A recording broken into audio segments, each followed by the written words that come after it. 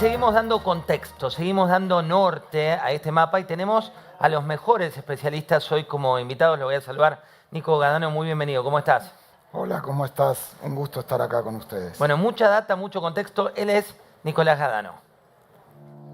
Nicolás Gadano es economista jefe de Empiria, docente universitario e investigador asociado en el CEPE de la Escuela de Gobierno de la Universidad Di Tella y autor de varios libros, como Historia del Petróleo en Argentina. Nicolás es licenciado en Economía por la Universidad de Buenos Aires y máster en Economía por la Universidad Torcuato Di Tella. Anteriormente se desempeñó como subsecretario de Presupuesto de la Nación, jefe de gabinete del Ministerio de Economía y gerente general del Banco Central.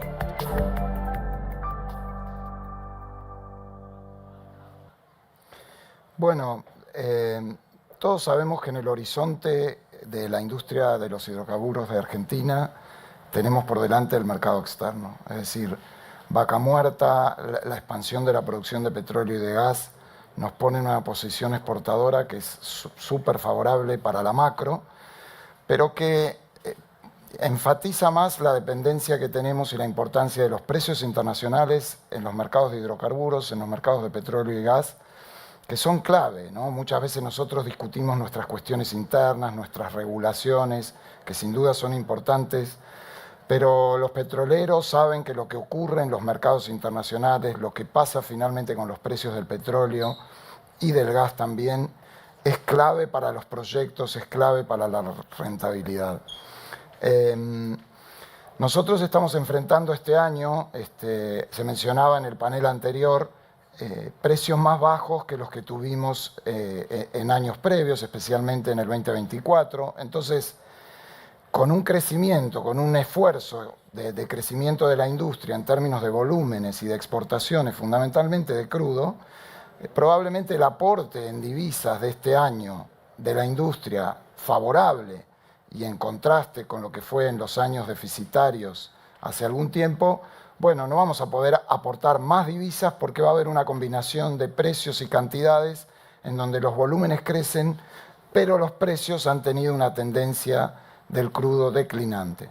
La buena noticia es que Argentina, por decisión política, por el cambio en la ley de hidrocarburos, está convergiendo en sus precios domésticos a las paridades de exportación. Es decir, empieza a ser un mercado en el cual nuestros precios internos se mueven con los riesgos al alza y a la baja de los precios internacionales. El mercado de gas es un mercado menos arbitrado, es un mercado en donde uno puede ver en el mundo precios distintos en los países que son más importadores de LNG que en los países productores y exportadores como Estados Unidos. Allí tenemos cierta estabilidad reciente en los precios, pero también tenemos que saber que son mercados muy volátiles, ¿no? De cara a nuestro esfuerzo y nuestros proyectos que afortunadamente se están concretando de exportación de LNG, estamos lidiando con mercados con mucha volatilidad en el mundo. Estos simplemente son proyecciones de el Short Term Energy Outlook de la Agencia de Energía de Estados Unidos. ¿Y por qué lo muestro? Porque en sus últimas publicaciones lo que estamos viendo es precios del petróleo para el año 2026 verdaderamente bajos, ¿no? Por debajo de los $60, que implican paridades de exportación desde la Argentina reducidas respecto a los precios con los que hemos convivido en los últimos años y en la actualidad. Y entonces eso le mete al esfuerzo interno de Vaca Muerta, a los gobiernos, al gobierno provincial con las regalías, al gobierno federal con los derechos de exportación, presión para mantener la competitividad de Vaca Muerta y de la industria, también de la industria convencional, que es la que más sufre, aún en un entorno de precios internacionales en baja. Fíjense cómo este gráfico, que simplemente lo que muestra es el salario medio de la industria petrolera en Argentina reflejado en barriles Brent, es decir, que combina el efecto de lo que hemos tenido, que es precios que bajan en el mundo y costos que suben en la Argentina. Y eso significa que para pagar los sueldos cada vez necesitamos más barriles. Entonces a la empresa cada vez le quedan menos barriles para otras cosas. Y esta presión simultánea de costos en alza, de apreciación cambiaria y de precios internacionales de exportación y por ende precios domésticos más bajos, bueno, es un desafío importante, en particular para la industria convencional, que a veces no tiene la productividad que sí tiene Vaca Muerta y que sí puede pagar estos costos Vaca Muerta, ¿no? Ahí hay un esfuerzo muy grande en donde, de nuevo, las políticas públicas tienen que contribuir a sostener esa actividad, porque si no, esta tenaza sobre la rentabilidad puede ser letal en términos de nivel de actividad. Ahora, creo que es interesante hablar, porque a veces en el panel anterior se preguntaba qué tenemos de distinto. Y se habla mucho del equilibrio fiscal, que es muy importante. Yo quiero hablar de algo que es muy relevante para los precios de la energía y para el mercado energético argentino, que es el vínculo entre estos precios internacionales y los precios locales de la energía, que tiene que ser un vínculo fluido, consistente. No podemos volver a los momentos en los que a través de medidas formales o de la intervención informal de YPF o de mecanismos de todo tipo, se quebraba la necesaria relación entre los precios internacionales y los precios locales, en particular en el mundo de los hidrocarburos, ¿no? Vean en este gráfico cómo a partir del acuerdo con el fondo y a partir de que la política cambiaria argentina cambió y salimos de una regla fija, que era este famoso crawling peg, en donde el tipo de cambio oficial se iba moviendo una regla predeterminada, y salimos un esquema bastante más sano, todavía de manera parcial, levantando parcialmente el cepo y yendo a un esquema de bandas en donde el tipo de cambio fluctúa.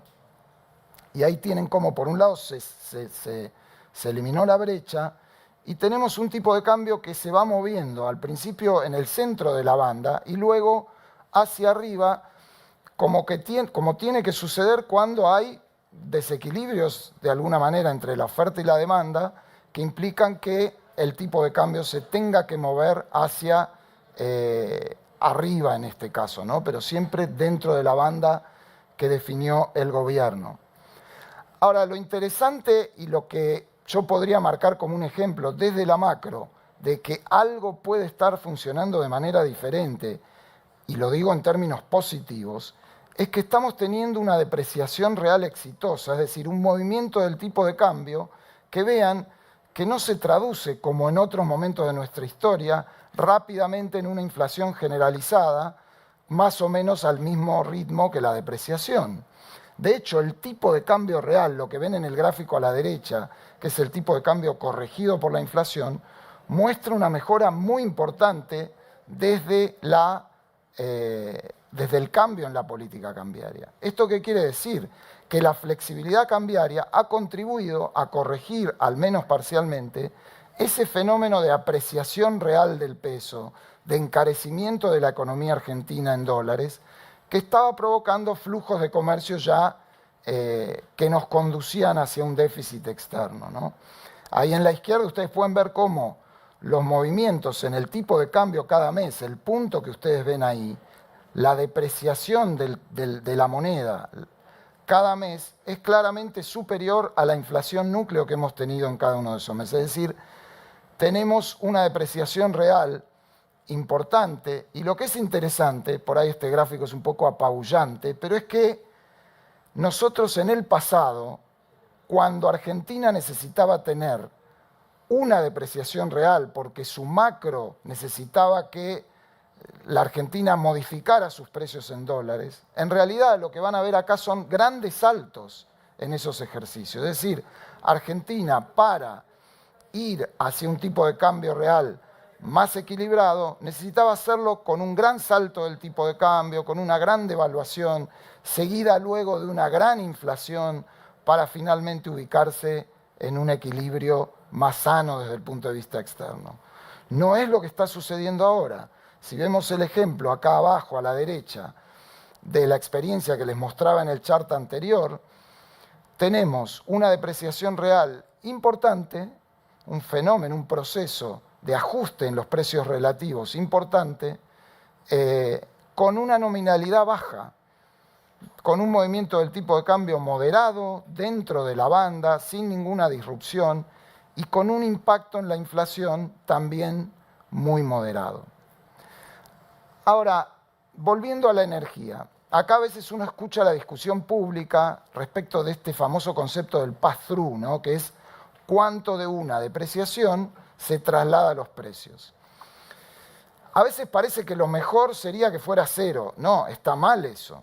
Porque justamente lo que hace una depreciación es corregir precios relativos, es decir, permitir que los precios en dólares se modifiquen relativos, los precios de los bienes que exportamos, los precios de los bienes que importamos, se modifiquen favorablemente respecto a los precios de los bienes que los economistas llamamos no comercializables, ¿no? Es decir, cuando una economía está muy cara en dólares y eso le resta competitividad, la depreciación permite que eso cambie y que eso se corrija y se equilibre. Entonces, cuando tenemos una depreciación como la que tuvimos, los precios de los bienes transables tienen que aumentar. Es decir, que tiene que haber un pass-through.